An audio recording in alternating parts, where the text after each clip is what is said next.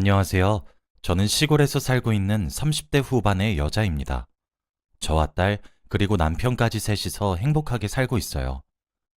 지금처럼 행복한 나를 살기 위해서 정말 많은 우여곡절이 있었습니다. 과거에 있었던 일들을 모두 훌훌 털어버리고 공기 좋고 물 좋은 이곳에서 사니까 기쁘네요. 오늘은 제가 과거에 겪었던 일들에 대해서 말하려고 합니다. 다들 저의 이야기를 들으시고 결혼 꼭 잘하시길 바랄게요. 저와 남편은 결혼하기 전 임신을 했어요. 사실 둘 다 결혼하고 싶을 만큼 오래 만나기도 했고, 그때 나이가 30이 넘었기 때문에 둘 다 결혼 정년기였어요. 그래서 제가 임신을 하자마자 이건 남편과 결혼을 하라는 운명인가 보다 하며 담담하게 받아들였죠. 혹시라도 남편이 아이를 지우자고 하면 저 혼자서라도 낳을 계획이었지만, 다행히도 남편은 저보다 더 임신을 좋아했고 당장 결혼식을 올리자고 난리였죠. 정말로 이제 부부가 된다는 생각에 설렜습니다. 남편은 저보다 저를 더 많이 사랑했어요. 제가 봐도 이 남자는 저한테 푹 빠졌구나 하는 게 눈에 훤하게 보였습니다. 만난 게 몇 년이나 지났는데도 저를 바라보는 눈빛부터가 남달랐거든요. 이렇게 저밖에 모르는 사람이라면 평생 함께해도 좋을 것 같았습니다. 그래서 당연히 결혼을 하기로 결심했고 양가 부모님께 인사를 드리러 갔죠. 혼전 임신이 칭찬할 거리는 아니니까 혼날 각오를 하고 갔어요. 사실 연애 때부터 알고 있었던 게 남편의 어머님이 아들 사랑이 정말 강하시거든요. 연애하는 내내 남편이 어머니에게 잡혀 산다는 느낌을 많이 받았습니다. 남편도 어머니가 자신을 애 취급하는 게 너무 싫대요. 친구들이 마마보이라고 놀리기도 하고 혼자서 다 잘할 수 있는데 하나부터 열까지 다 궁금해하니까 사생활이 없는 기분이라고 합니다. 그래서 결혼을 하자마자 바로 분가할 거라고 해요. 저는 그 말을 듣고 결혼 허락을 받기 많이 힘들 수도 있겠다는 생각을 했습니다. 마음을 굳게 다짐하고 인사를 드리러 갔는데 역시나 남편의 어머니는 저를 좋아하지 않는 것 같았어요. 자신의 아들을 뺏어간 사람이라고 생각하는 것 같았습니다. 홈전 임신을 했다고 솔직히 말씀드리니 혼자서 조용히 속닥거리시더라고요. 그런데 다 들리는 말이었습니다. 여자가 몸을 저렇게 굴리면 쓰나. 저 애가 우리 아들 애라는 포장도 없고. 이런 막말을 하시더라고요. 저는 그 말을 듣는 순간 제 두 귀를 의심했습니다. 어떻게 사람 면전에다가 대고 그런 말을 하나요? 너무 놀라서 네? 라고 말하니 시어머니는 갑자기 저에게 우리 아들이 그렇게 탐났니? 라며 웃으면서 말을 하셨죠. 남편은 그 말을 듣고 에이 엄마 그게 무슨 소리야. 내가 민정이 좋다고 따라다녔어. 라고 해줬죠. 아마 남편이 아니었다면 제가 어머니한테 한 소리 했을 것 같았어요. 어머니가 한 말에 상처를 받았지만 내색하지 않았습니다. 그래도 어머니와 친해지다 보면 저를 좋게 봐주실 줄 알았거든요. 제가 시어머니가 하는 말에 맞장구도 잘 치고 리액션도 잘하면서 나름 좋은 인상을 심어주고 싶었습니다. 시아버지는 저를 너무 좋아하셨고 같이 대화도 잘 통해서 분위기가 화기애애했는데 시어머니는 오히려 그런 저를 너무 싫어하셨습니다. 너 원래 이렇게 말이 많니? 이런 말을 아무렇지 않게 제 앞에서 하셨죠. 제가 그런 말을 들을 때마다 대답을 못하고 당황해하고 있으면 남편과 시아버지가 나서서 상황을 중재해요. 그런 일이 한두 번이 아닙니다. 그렇게 겨우겨우 식사 자리가 끝났네요. 집 가는 내내 시어머니가 저에게 했던 말들이 머릿속에서 주마등처럼 지나가더라고요. 결혼하고 나면 이런 말들을 일상으로 들어야 한다고 생각하니까 숨이 막혔습니다. 남편도 제 걱정을 알아채고 제 손을 잡아주면서 무조건 분갈할 테니 걱정하지 말라고 했죠. 분가를 해서 무조건 시댁과 거리를 둘 거고 자신은 어머니보다 저라고 해주었습니다. 그래도 남편이 그런 말을 해주니까 기분이 나아지긴 하더라고요. 시어머니가 저에게 막말을 하실 때마다 남편이 중간 중재를 잘해주어 다행이었습니다. 그리고 저희는 양가 부모님들이 만나는 상견례 자리를 가졌어요. 한 식당에서 만나 같이 식사를 하는데 결혼 이야기가 오갔죠. 어른들 이야기여서 남편과 저는 조용히 식사만 하고 있었습니다. 그러다가 예물에 관련된 이야기가 나왔어요. 그런데 시어머니가 이상한 말을 했습니다. 예물을 뭘 할지 이것저것 말을 하다가 갑자기 시어머니가 혼잣말로 그냥 현금 주면 안 되나? 라고 말을 하더라고요. 솔직히 혼잣말이지만 거기에 앉아있던 모든 사람들이 다 들었어요. 저희 부모님은 그 말을 듣고 눈이 휘둥그레져서 벙쪄 있었죠. 그때 시아버지가 분위기가 이상하다는 것을 눈치채고 헛기침을 하면서 아, 원래 이런 사람이 아닌데 라고 했습니다. 식사를 1시간이 조금 넘는 시간 동안 했는데 시어머니 때문에 분위기가 다운된 적이 한두 번이 아니에요. 그럴 때마다 누군가 한 명이 나서서 상황을 정리해야 했죠. 저희 어머니가 나중에 말하시기를 시어머니가 하는 말들을 듣고 정말 놀랐다고 해요. 그래서 이런 집에 딸을 시집 보내고 싶지 않은데 그래도 김서방이 좋은 사람이니 믿고 보낸다고 하셨죠. 이미 저희 부모님도 시어머니가 어떤 분인지 대충 눈치를 챈 느낌이었습니다. 그리고 저희는 결혼식을 올렸어요. 아주 많은 사람들의 축복 속에서 결혼식을 올렸고 저희는 정식적인 부부가 되었습니다. 시댁과 떨어진 집에서 단둘이서 살게 되니 너무 행복하더라고요. 신혼생활이 너무 재밌었어요. 그런데 저희가 분가를 했는데 가만히 있을 시어머니가 아니죠. 거의 매일 비슷한 시간에 전화가 와서 안부 연락 좀 하라고 화를 내셨고 저희 집 비밀번호도 알려달라고 했습니다. 원래 다른 남편분들은 자기 어머니한테 신혼집 비밀번호를 알려주잖아요. 그런데 다행히도 저희 남편은 절대 알려주지 않았습니다. 저희 둘만 알 수 있게 했죠. 제가 나서지 않아도 남편이 알아서 정리를 해주니까 좋았습니다. 그리고 추석이 되었어요. 저와 남편은 시댁에 잠시 들렀다가 시골로 내려가려고 했습니다. 저희 부모님이 농사를 아주 크게 하는데 나름 잘 돼요. 그리고 시골이라 제가 태교를 시골에서 하고 싶기도 해서 조금 일찍 가려고 했죠. 추석이 지나도 저 혼자서라도 시골에 더 있다가 오고 싶었습니다. 남편도 시골을 너무 좋아하는 사람이라서 저희 친정집에 가는 걸 너무 좋아하고요. 그런데 시어머니가 결혼 후 처음 맞는 추석인데 친정에 자기 아들은 데리고 가지 말라고 했습니다. 너무 당황스러워서 왜 그러냐고 물으니 시어머니의 대답이 정말 충격적이었어요. 바로 시골에 가서 남편이 몸고생하고 몸빼바지 입는 게 싫다고 했습니다. 저희 남편이 완전히 시골 체질 같다며 오히려 자기 돈으로 몸빼바지를 사서 입어요. 그리고 저희 부모님 농사일손을 돕는 것도 너무 재밌다고 하면서 말이죠. 그래서 저 없이도 가끔 혼자 스스로 내려가서 저희 부모님 일손 도와드리고 올라옵니다. 그만큼 시골에 대해 애정이 있는 사람이었는데 시어머니는 그런 촌에 자기 아들을 보낼 수 없답니다. 제가 이 말에 너무 놀라서 남편에게 전해줬어요. 남편은 제 말을 듣고 어처구니가 없다며 시어머니의 말을 무시했지만 말이죠. 시어머니는 그만큼 남편을 너무 애지중지 키우셨고 아들 사랑이 남다르신 분이셨습니다. 그리고 추석 내내 시댁에 있으라고 하셨어요. 원래 며느리는 친정에 30분 정도만 있다가 오는 거고 시댁에서 추석 때 다 있어야 한다며 말도 안 되는 소리를 했죠. 정말 오랜만에 가는 집인데 그렇게 말을 하니 너무 당황스러웠습니다.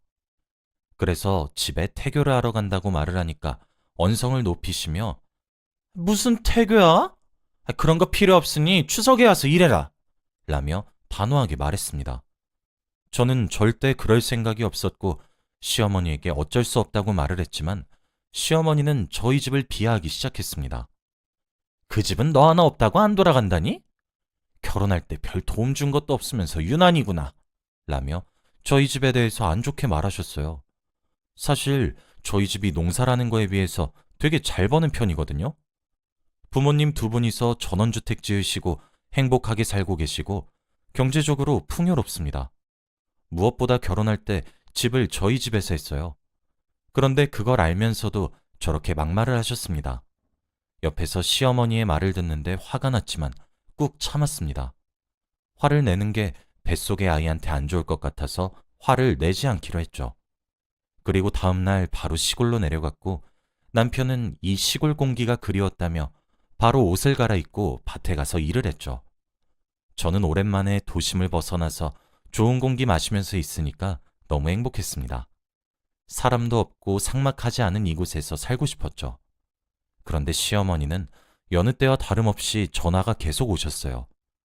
남편이 일을 하러 가서 전화를 제가 받았는데 내가 시골 내려가지 말랬지? 어디서 이게 어른 말을 우습게 봐? 라며 언성을 높이시더라고요. 정말 스트레스 받았습니다. 그리고 저는 냅다 전화를 끊어버렸어요. 태교를 하러 온 곳에서 시어머니의 잔소리를 들으면서 스트레스를 받고 싶지 않았거든요. 그리고 저는 머릿속에서 잊은 채 며칠 동안 남편과 저희 친정집에서 놀다 갔어요. 마당에서 고기도 구워 먹고 직접 재배한 야채들을 먹으며 행복한 시간을 보냈습니다. 그동안 시어머니한테 전화가 100통이 넘게 왔는데 저와 남편은 다 무시했어요. 그리고 정말 꿀 같은 시간이 지나고 다시 일상으로 돌아왔습니다. 저는 집에 돌아오자마자 바로 입원을 해야 했어요. 이제 출산일이 다가와서 병원에서 입원을 해야 했고 저와 남편은 정말 긴장됐습니다. 그리고 예쁜 딸을 출산했어요. 눈에 넣어도 아프지 않을 귀한 딸을 보니까 눈물이 나더라고요. 그런데 더 웃긴 건 아이를 낳고 남편 얼굴을 보니 저보다 더 많이 울고 있었습니다. 남편은 벌써부터 아기들 중에서 우리 딸이 제일 예쁘단 말을 하고 다녔고 간호사들한테 팔불출 아빠라고 소문이 났어요. 그리고 제 옆에서 제가 산후조리하는 내내 한시도 떨어지지 않고 도와주었죠. 남편 덕에 수월하게 산후조리할 수 있었습니다.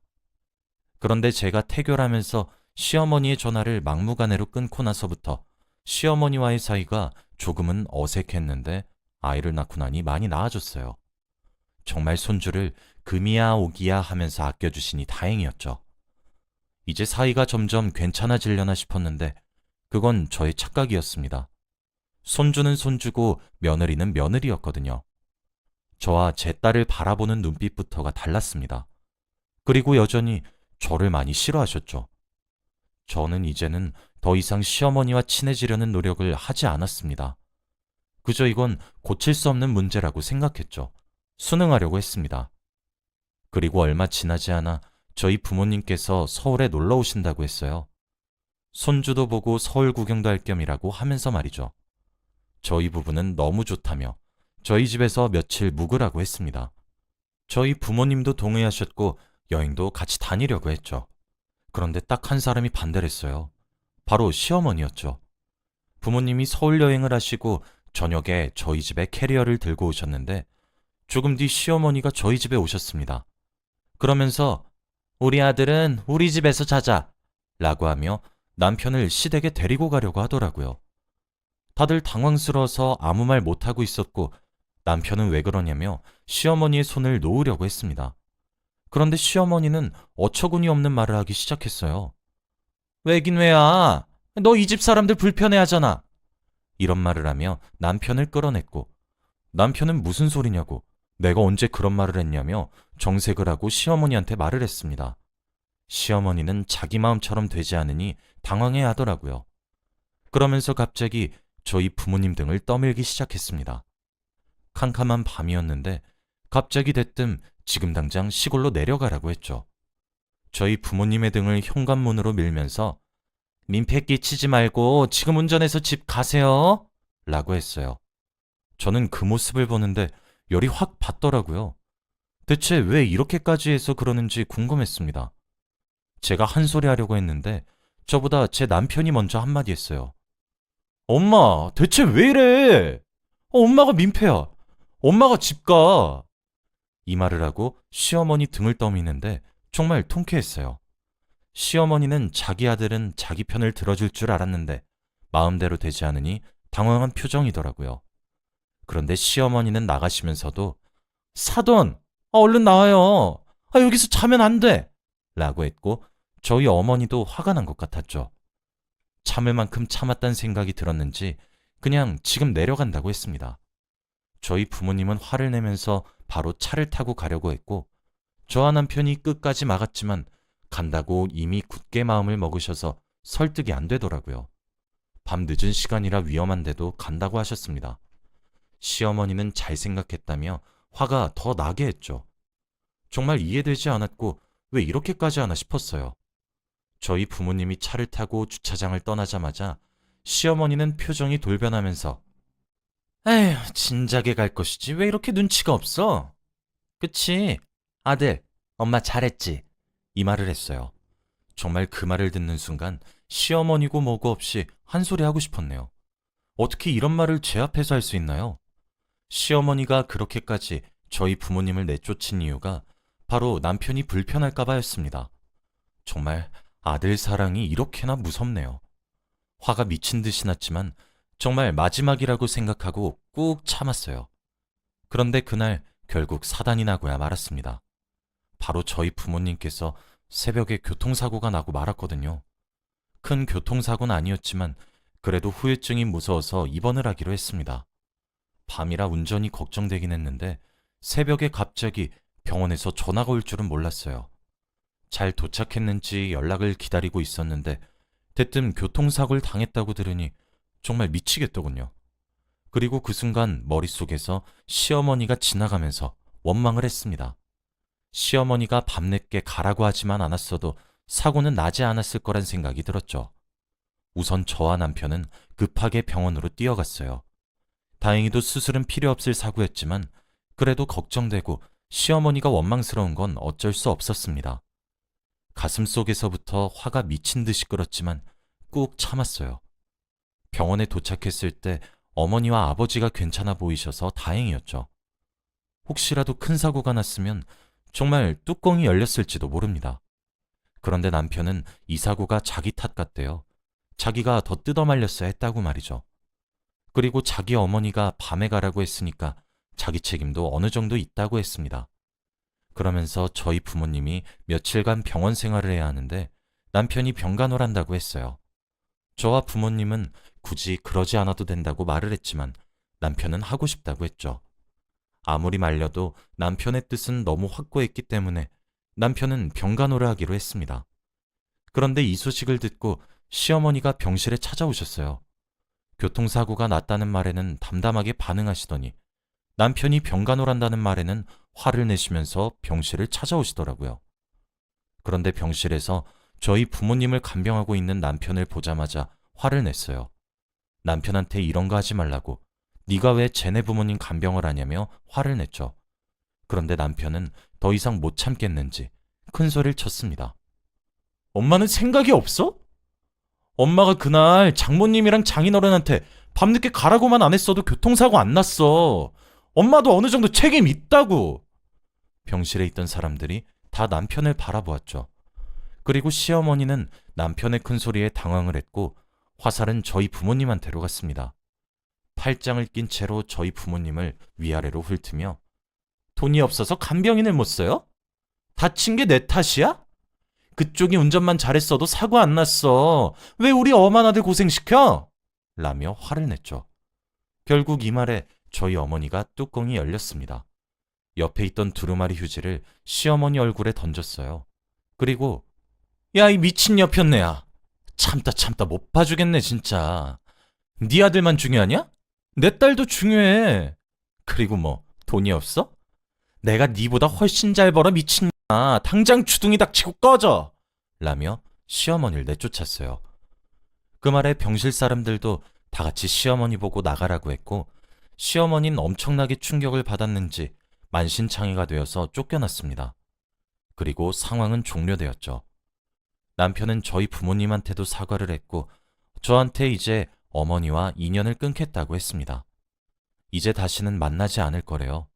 그리고 명절에 절대 시댁 가지 말자고 했습니다. 저는 오히려 좋았기에 거절할 이유가 없었죠. 저는 남편의 말에 바로 동의를 했고 저희는 그날 이후로부터 시어머니와 단 한 번의 연락도 하지 않았습니다. 남편은 개인적으로 필요한 이야기만 나누는 사이인 것 같네요. 시어머니를 안 보고 사니까 너무 후련하고 행복합니다. 지금은 저희 가족 모두 시골로 내려와서 몇 달간 살아보고 있어요. 지금 산지 얼마 되진 않았지만 사람도 없고 조용한 이곳에서 살아보니 너무 좋네요. 여러분은 저 같은 일 겪지 마시고 꼭 행복하셨으면 좋겠습니다. 저의 이야기는 여기까지예요. 들어주셔서 감사합니다.